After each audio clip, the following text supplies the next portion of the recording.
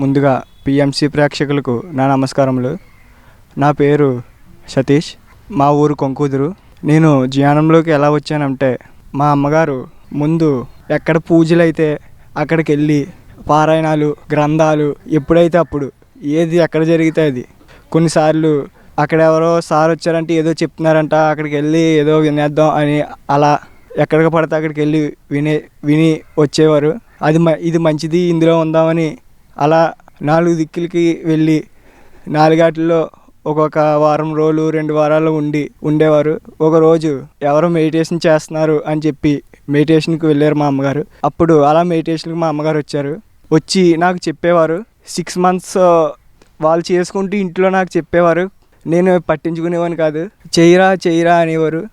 నువ్వు చెయ్యకపోయినా non veg అన్న తినకరా, వెజిటేరియన్ కింద మారిపోరా అని చెప్పేవారు. లేదమ్మా నేనేం మారను, మీరు ఎన్ని చెప్పినా పుస్తకాల గట్రా చూసి ఎవరు మారతారో ఏంటి ఇవన్నీ అనుకునేవాడిని. అలా నాకు 10th class అయింది. అప్పటికి ఇంటర్ ఫస్ట్ ఇయర్లో హాస్టల్ కాకినాడలో ఉండేవాడిని. అప్పుడు సరే వెళ్ళిపోతున్నావు కదా, అక్కడ నాన్ వెజిటేరియన్ పెడతారు కదా, అక్కడ తినకు అని చెప్పారు. నేనేం మారనని చెప్పి వెళ్ళిపోయాను. ఒక సండే ఇంటికి వచ్చానప్పుడు బుక్ ఇచ్చారు. బుక్ చదువుకో, ఖాళీగా ఉన్నప్పుడు ఇందులో ఉంటుంది ఎలా జంతువులు ఎలా హింసిస్తారు ఏంటి అవన్నీ చదివితే మానేస్తావు, ఒకసారి చదువు అన్నారు. సరే కుదిరినప్పుడు చదువుదాంలే అని చెప్పేసి తీసుకున్నాను అంతే. అలా హాస్టల్స్లో కూడా తినేవాడిని. 1 month తిన్నాను, 2 months. ఆ తర్వాత హాస్టల్లో స్టడీ పీరియడ్లో ఖాళీగా ఉన్నాం కదా అని బుక్ ఒకరోజు బ్యాగ్లో పెట్టుకుని పట్టుకెళ్ళాను. చదివాను. ఒంటరిగా కూర్చుని ఒక బెంచ్లో కూర్చుని చదివాను. అప్పుడు తెలిసింది ఇలా జంతువుల్ని హింసిస్తారు, తల్లిదండ్రులు ఎదురుగుండా కూడా కోసుకు తినేస్తారు, ఇది చాలా పాపం కదా, నిజమే అని తెలిసి ఇంకప్పటి నుంచి తినటం మానేసాము. ఇది హాస్టల్లో ఉండగా మా అమ్మకి చెప్పలేదు. ఇంటికి వచ్చాక మేము ఇల్లు కట్టుకున్నామండి. గృహప్రవేశం నాడు ఇంకా అమ్మ నీసు తింటలేదు, వెజిటేరియన్ కింద మారిపోయాను అని చెప్పానండి. చాలా హ్యాపీ అన్నారు, క్లాప్స్ కొట్టారు, అంతా బాగా జరిగింది. ఇంకా ధ్యానంలోకి వచ్చాక చాలా బాగుంది. ఇంకా ధ్యానంలోకి వచ్చాక ఈ మెడిటేషన్ అనేది చేస్తూ ఉన్నాం. మా మమ్మీ చెప్తూ ఉంది, డైలీ చెప్తారు, అలా చేస్తూ ఉంటాం.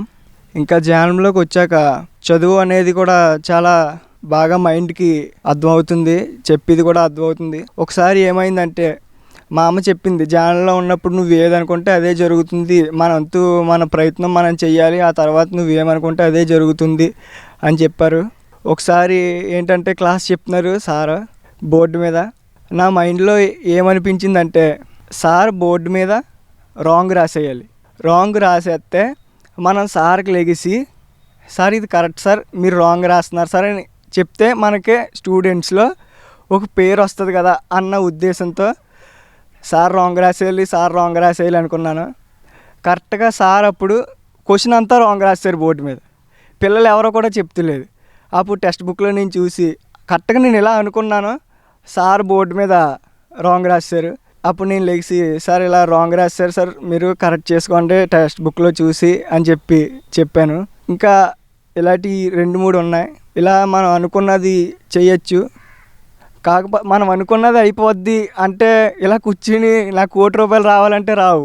మనం అంత వరకు ఎఫర్ట్ పెట్టాలో అంతవరకు ఎఫర్ట్ పెట్టి ఆ తర్వాత వదిలేయాలి. ఆ తర్వాత అంతా కూడా నేచర్ చూసుకుంటుంది. ఇంకా పేరెంట్స్ విషయానికి వస్తే మాత్రం, ఒకప్పుడైతే ధ్యానం చెయ్యకుంది మా మమ్మీ బయటికి వెళ్తాను అంటే వద్దు, ఆడుకోవడానికి వెళ్తానంటే వద్దు, ఏదన్నా చేస్తాను అంటే వద్దు, నాకు ఏదైతే ఇష్టమో చేస్తానమ్మా అంటే అబ్బే వద్దు అనేవారు.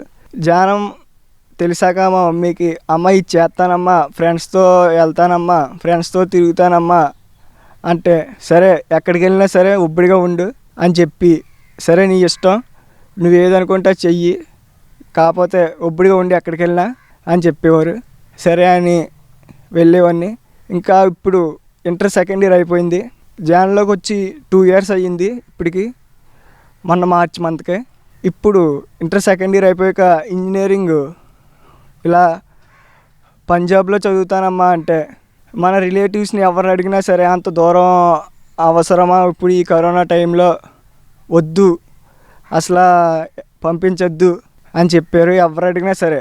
మా డాడీ కూడా ఎందుకు వద్దు, అంత దూరం వెళ్ళొద్దు అంటే, అమ్మ లేదమ్మా అక్కడ చదువుకుంటానమ్మా, అది ఇంట్రెస్ట్ అమ్మా నాకు, అక్కడే చదువుకుంటానంటే, ముందు అంత దూరం ఎందుకు వద్దు అన్నారు.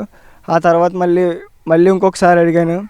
సరే నీ ఇష్టం, నేను కాదనకూడదు కదా, ఎక్కడ చదువుకుంటానంటే అక్కడికే వెళ్ళు, నేను నాన్నగారితో మాట్లాడతాను అని చెప్పారు. ఇలా పేరెంట్స్లో కూడా చాలా మార్పు వచ్చింది. ఇంకా మా ఫ్యామిలీలో కూడా చాలా మార్పులు వచ్చినాయి. చాలా ఆనందంగా ఉంటున్నాం మా పేరెంట్స్, మేము అందరం కూడా. నాకు తెలిసి మా ఇంట్లో ఉన్న ఎంజాయ్ ఇంక ఏ ఫ్యామిలీలో ఉండదు అనుకుంటాను. నేను అంతలా ఎంజాయ్ చేస్తాం. ధ్యానం తెలిసాక మా ఫ్రెండ్స్కి కూడా చెప్పేవాడిని, హాస్టల్స్లో కూడా చెప్పేవాడిని. హాస్టల్స్లో మా నైట్ స్టడీ పీరియడ్ అయిపోయాక 9:30, 9:45 అయిపోయేది. వచ్చి రేపు సండే కదా చికెన్ పెడతారు కదా, రే తినకండ్రా ఎందుకు, చాలా పాపం, నీ ఎదురుగుండా మీ మమ్మీ ఎదురుగుండా నీ చేయి కోసుకుని నేను తినేస్తాను, ఎలాగుంటుంది చెప్పు, బాగుండదు కదా తినకో అని చెప్పేవాడిని. వాళ్ళు కూడా నాకు ధ్యానం తెలియకముందు మా అమ్మని ఎలా ఎట్టకారించేవాడినో అలాగే ఎట్టకారించేవారు.